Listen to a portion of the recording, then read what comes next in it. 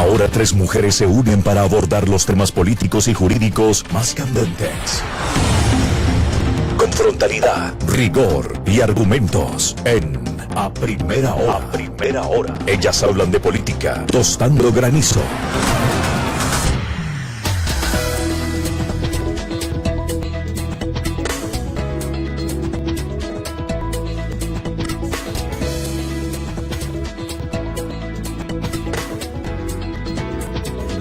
Buenos días a todos, les damos la bienvenida una vez más a este segmento Tostando Granizo, un espacio de análisis con mirada femenina. El día de hoy vamos a conversar precisamente de un tema que está tomando forma de cara a esta segunda vuelta electoral, y me refiero a si hay la posibilidad o si existe la posibilidad de que nos enfrentemos en las agendas de los candidatos a una posible asamblea constituyente una vez que lleguen ellos a Carondelet, que convoquen a una asamblea constituyente. Aquí hay que dar de pronto algo de contexto para quienes nos están escuchando. La idea de una asamblea constituyente no es nueva, tiende a ser una especie de objeto del deseo de las personas que llegan al palacio, porque precisamente, totalmente, porque precisamente hay cosas que no les quedan a la medida, ¿no? Esa es un poco la idea que tenemos que tal vez discutir en esta mesa.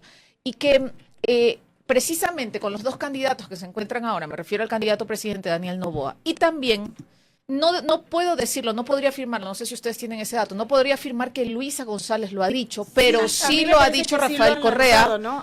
Sí lo dijo Rafael Correa concretamente hace algunas semanas, durante la campaña. Ya.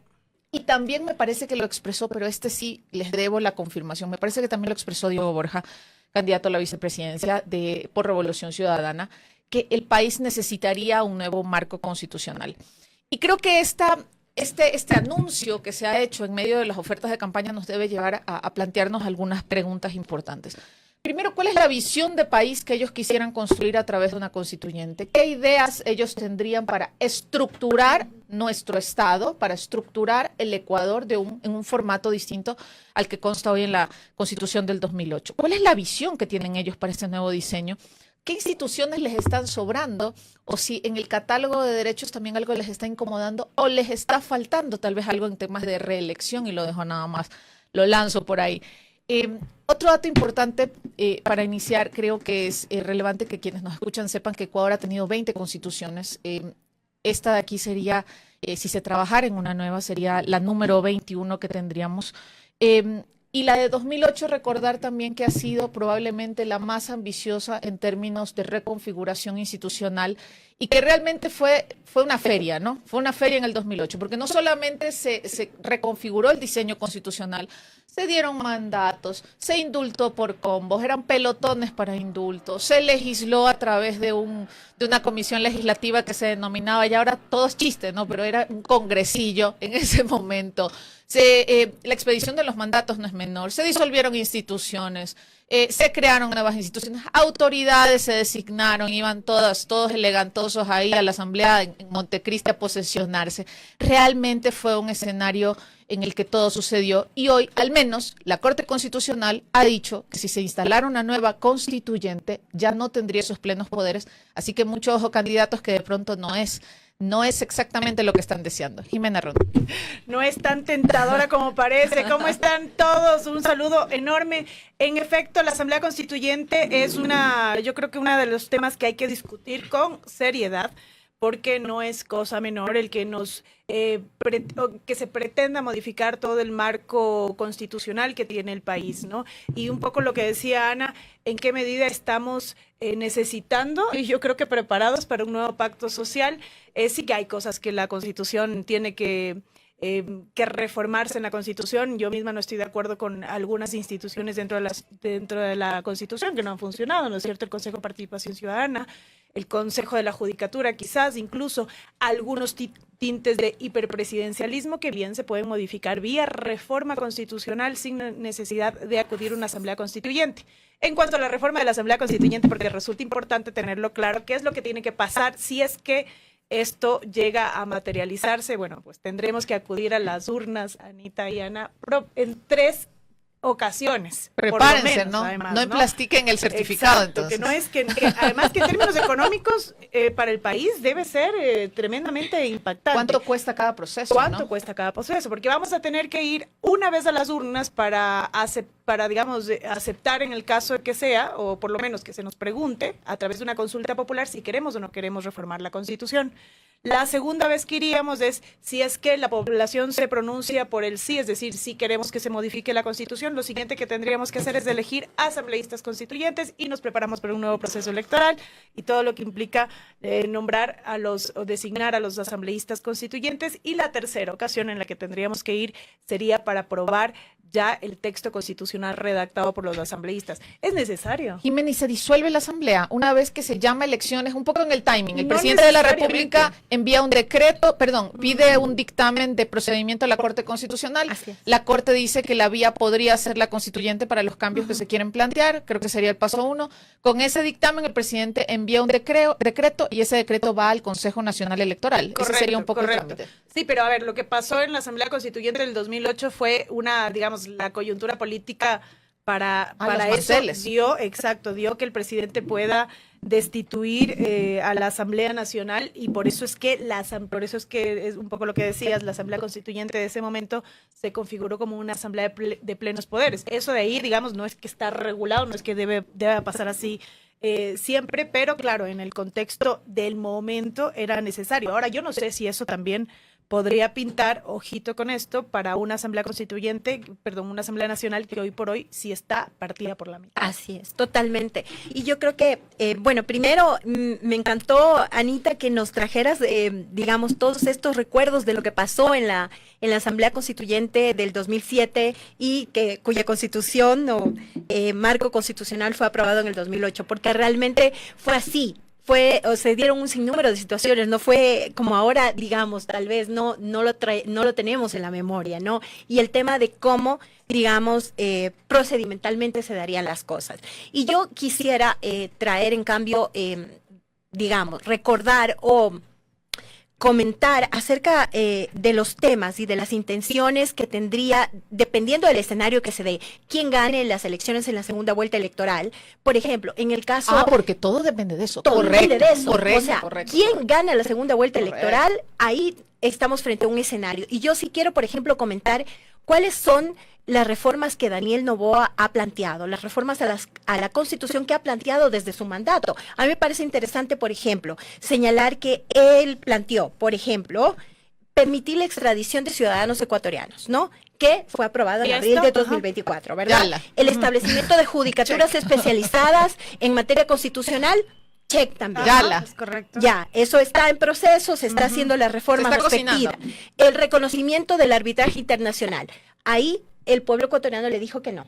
En abril igual del 2024 le dijo que no. Y en el tema de la flexibilización Del laboral, trabajo. el trabajo por horas, el Eso. pueblo ecuatoriano también le dijo que no. Pero yo veo ahí, o sea, retomemos, ¿no? Dependiendo del escenario de quién gane la segunda vuelta electoral. Estas reformas constitucionales planteadas por Daniel Noboa sí nos dejan ver cuáles serían las intenciones. Y ahí yo concuerdo con algunos temas que ha planteado Jimena Ron. Dice, sí, pero no retrocesos en derechos. Es peligrosísimo. Eso es lo que a mí me aterroriza, la verdad. Definitivamente. Ahora, también ¿Qué el les tema... está sobrando en el catálogo de derechos? Exacto, ¿Qué lo les que tú estorba? dijiste, definitivamente. El establecimiento de bases militares que está con informe en primer debate en la Asamblea en este momento. Laborales, temas laborales. Temas laborales, la autorización, la eliminación del financiamiento de los partidos políticos. Ese es otro tema que ha planteado Daniel Noboa, que es un tema complejo, viniendo de un presidente candidato que tiene la cancha inclinada en este momento y que además tiene mucho poder económico. Ahora él plantea que los partidos políticos no tengan financiamiento. Es un tema Te estás polémico. olvidando, creo que, de lo de las personas privadas de la libertad. Exclusión de las personas Esos derechos. privadas de la libertad de la categoría de grupos vulnerables. Entonces, si esta es la visión de Daniel Noboa en cuanto a las reformas que ha planteado durante su mandato, frente a una asamblea constituyente y frente a estos temas que él ha planteado, ¿qué nos esperaría de una asamblea constituyente? ¿No? Realmente a mí sí me preocupa. Ani, pero ¿y la el visión tema. de ERC? ¿Cuál sería en cambio la visión de ERC de, bueno, finalmente la Constitución 2008 es un hijo de la Revolución Ciudadana, ¿no? Entonces ahora que ellos planteen cambiarla y planteen pegarle ahí unos pincelazos, ¿hacia dónde va orientado esto? O sea, ¿qué es lo que ellos quieren cambiar? Yo no he visto tampoco tanta claridad respecto a qué es lo cuáles son estas modificaciones profundas. Yo supongo que intentarían ahora sí un poco remendar el tema del Consejo de Participación Ciudadana. Sí, si algo no cambiaría, y eso puedo estar segura, es el tema del hiperpresidencialismo. Por ahí no sé, yo más bien lo dudaría, porque el hiperpresidencialismo en su momento, en el que ellos estuvieron en la presidencia, les jugó a favor, pero ahora ustedes ven cómo les juega en contra, ¿no? Entonces, estás dejando algo ahí, yo no sé si se dieron cuenta ya. Dependiendo de dónde estés, estás dejando algo ahí que es un tiro en el pie, ¿no? Sí, totalmente. Veamos cómo se configura esto. En realidad creo que hay algunos elementos que deberíamos sí traer en honor a la memoria histórica de este país. Y más allá, igual, de quienes nos están escuchando ahora, de afectos y desafectos, yo los invito a que miremos con objetividad lo delicado que es pensar en emprender una aventura de una asamblea constituyente.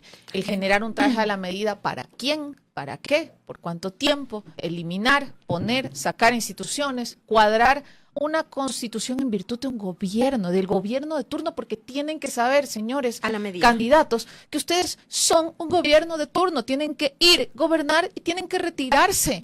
Ese sentimiento de querer perennizarse en el poder es el que tenemos que abandonar los ecuatorianos. No podemos pensar que cada gobierno necesita una constitución precisamente como si fuera un manual de uso o con el que van a poder inclusive quedarse mucho más tiempo. Anita, y en el contexto actual, en un momento de tanta inseguridad, de niveles de criminalidad tan altos, de lo que ha pasado en enero, 750 asesinatos, o sea, en este contexto creo que es muy complejo, definitivamente, en donde hay problemas en la economía, en el tema del acceso al trabajo, o sea, si es este el momento realmente para lanzarnos a una asamblea constituyente. Yo también quisiera volver a este dato que nos daba Jimena Ron sobre cuántas consultas populares tendrían que darse en el marco de poder avanzar hacia una constituyente. Primero, recordar, la que acepta ir a una constituyente, luego en la que se eligen a los asambleístas constituyentes, otra campaña. Total. Y bueno, posteriormente, en caso de necesitarse, en caso de haberse aprobado, pues una que haga un referéndum a lo aprobado por esa asamblea constituyente. Recordemos que en ese momento, y nada más son datos muy objetivos, gran parte del gobierno que se dio y de la forma del estilo de propaganda que se dio en el Correato fue en base a todos estos procesos. Fue en base precisamente a ir de consulta popular en consulta popular, de campaña en campaña, y así precisamente el presidente Correa vivía en campaña, vivía recorriendo el país, vivía llamando al voto y vivía justamente promocionando la propuesta política de ERC.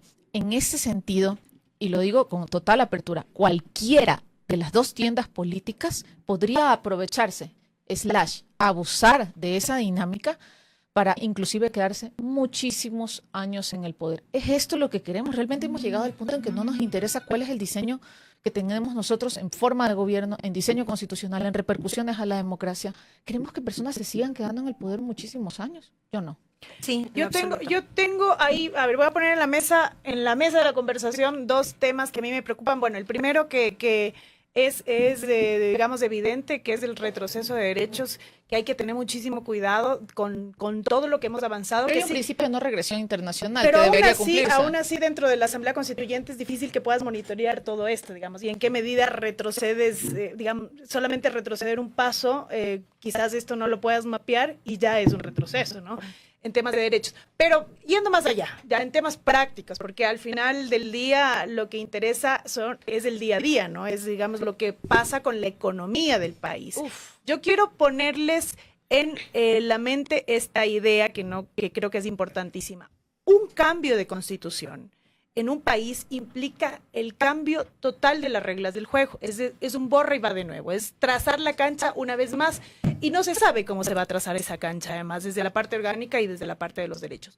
¿Ustedes están, digamos, concientizando lo que implicaría para el país desde la comunidad internacional el que los países, las empresas fuera, se den cuenta que vamos a cambiar las reglas del juego una vez más? Es decir, la inversión, no vamos a incentivar la inversión, la vamos a ahuyentar.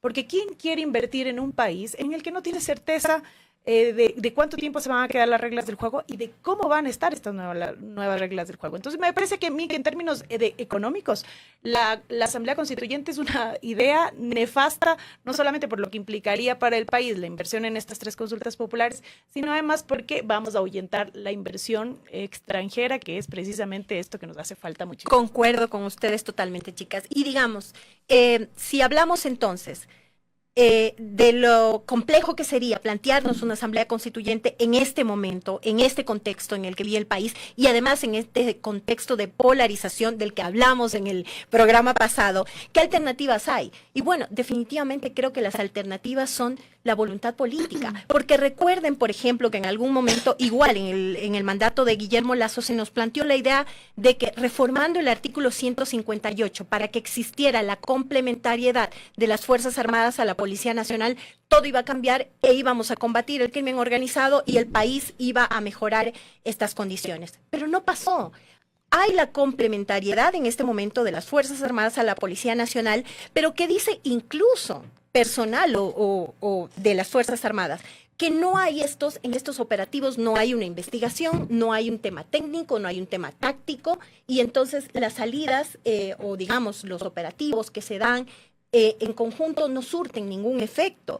Y vemos que incluso lo que se ha abierto esta puerta a la vulneración de derechos humanos, hay desaparecidos, no están formadas las Fuerzas Armadas justamente para trabajar en este sentido en el orden público, ¿no? Entonces, o sea, definitivamente el tema que nos quieran vender la idea de que con reformas constitucionales o con una asamblea constituyente las cosas van a cambiar, no, en realidad lo que se requiere es voluntad política. Voluntad política, por ejemplo, para atacar las economías criminales, eso no existe. Tenemos, por ejemplo, la UAFE que no juega un papel, que no ha sido fortalecida, y tenemos el tema de que incluso hay muchos expertos de que hablan de que la banca realmente juega un papel en lo legal y en lo ilegal y se beneficia. Entonces, si no hay voluntad política realmente para trabajar por donde debemos trabajar para mejorar las condiciones del país, ni reformas constitucionales, ni una asamblea constituyente van a cambiar la situación del país en lo absoluto. Yo creo que eso que acabas de decir, Ani Guerrero, es tan cierto y pensarlo en todo el ciclo de la investigación. Desde lo más pequeñito, ¿no? Y con muchísimo afecto que yo le tengo realmente a la fuerza policial, también decir que hay cosas que deberían replantearse, ¿no?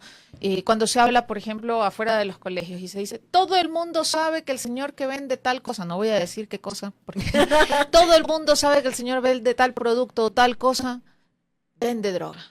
Ah, pero si todo el mundo sabe, ¿cómo no sabe el policía?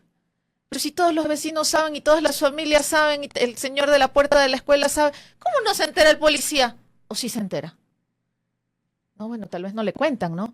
Pero ¿dónde está la fortaleza de la investigación? Y yo creo que has tocado ahí un punto sensible respecto a que tendemos a pensar o se tiende a querer generar la narrativa de que las leyes nunca alcanzan, de que siempre van a necesitarse reformas, de que no se hace porque la ley no alcanza. Las leyes alcanzan. Las leyes alcanzan, hay marco regulatorio suficiente. En Ecuador lo que más tenemos es legislación. Somos los primeros en implementar cualquier tipo de normativa, los primeros en hacer cualquier reforma cuando hay una ley marco aprobada a nivel internacional. Tenemos una ley de extinción de dominio que no se ejecuta. Tenemos todo, aquí hay de todo. Es un tema de control, no falta de normas. Sí. Miren, por ejemplo, lo que pasa con el tema electoral. O sea, el tema ese electoral es se nos pasean por delante, hay un abuso completo en la campaña, saliéndose completamente de los márgenes de juego limpio, en una arena electoral en la que ya pasa de todo. Ya no nos sorprende todos los días en ver cosas que claramente trascienden lo que significa hacer una campaña en términos de lealtad de juego, ¿no? Tal vez ahí la palabra es lealtad. Y el CNE, no sé en qué estará, o sea, tal vez estará celebrando ahorita los resultados anteriores, no sé qué estarán haciendo en este momento, pero Totalmente. En realidad ahora mismo, que no inicia la campaña para segunda vuelta formalmente, está claro que ya estamos en campaña. Totalmente, totalmente. Nos hace falta más control. Esto que decía Ani también es importante, voluntad política. A ver, necesitamos cambios en la Constitución para mejorar ciertas instituciones o ciertas competencias. Por supuesto. Sí, yo creo que eso es algo que no podemos Lo desconocer. que tú dijiste, Consejo de Participación Ciudadana y Consejo de la Judicatura, porque el tema justicia es un tema muy complejo que también hay que abordarlo de frente. El veto del presidente de la República, yo creo que habría que volverlo a conversar un poco, modularlo quizás, desde mi perspectiva. Hay, digamos, cuestiones... lo del veto fue una jaladota.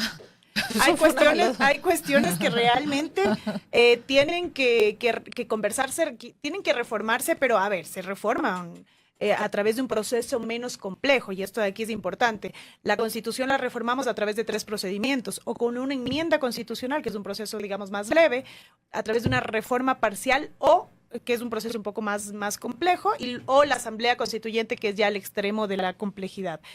Conversé con alguien hace algunos días y yo le planteaba justamente esta idea y le decía, a ver, pero si queremos modificar, eliminar el Consejo de Participación, o no eliminarlo, mandar las funciones de... Claro, quitarles las funciones heavy. Exacto, sí, las funciones de Autoridades de designar a las control. autoridades de control, y se lo mandamos a la Asamblea Nacional como debería ser. Eso se podría hacer a través de Por una reforma, supuesto. solo quitar ¿Reforma? la facultad de designación de autoridades. Reforma, porque no estás modificando nada real, digamos, nada que tenga que ver con la estructura del Estado, porque nada más pasas las funciones No es que desaparecen las funciones, sino que se las traslada a otra. Y no desaparece el instancia. Consejo de Participación, porque el Consejo sigue manteniendo las funciones de evitar la corrupción y, bueno, le quitas la manzana de la discordia, Claro, ¿no? exactamente, Que es, sí. se lo puede hacer a través de una reforma, sí, ¿no? Pero esta persona con la que conversé me decía, sí, pero la reforma parcial a la Constitución va a ser muy compleja en el escenario de la Constitución, de la Asamblea Nacional actual,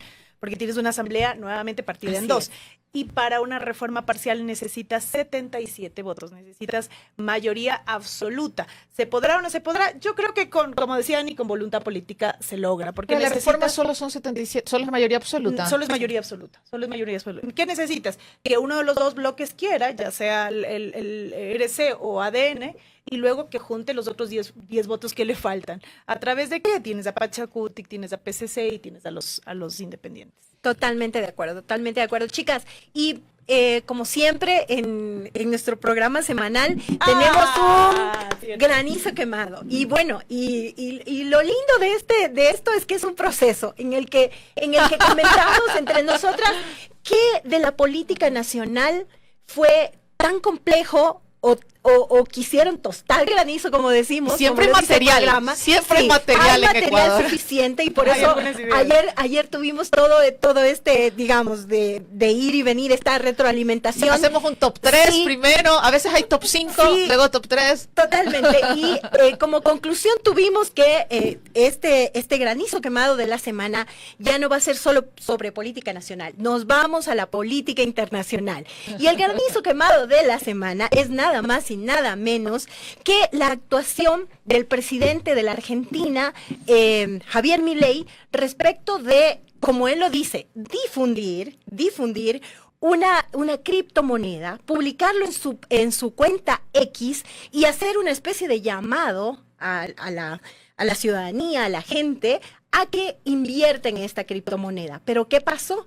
La gente invirtió, gente de todo el mundo. Él promocionó esa cripto, ¿no? Sí. Luego, el problema es que fue una total estafa. En el momento en que subió la criptomoneda, estas personas muy cercanas a Milei retiraron el dinero, ¿no? Y ahí hubo una estafa tremenda. Se habla de juicio político y se habla incluso de investigaciones en Estados Unidos, ya que allá también se produjo la estafa, ¿no? Realmente es un tema muy complejo porque es un presidente de la República que no sabe distinguir y que dice yo lo hice como un ciudadano, ¿no? Y mi cuenta no dice Y la presidente de la entrevista República. esa que le hicieron luego, Una que entrevista pactada filtraron para- ahí las preguntas. Sí, tenaz. Así que, ¿qué les parece? El granizo quemado de la semana, la actuación de Javier Milei, presidente de la Argentina. Muchas gracias por escucharnos. Un abrazo enorme. Un abrazo a Abrazos. todos. Lo dijo en la primera hora.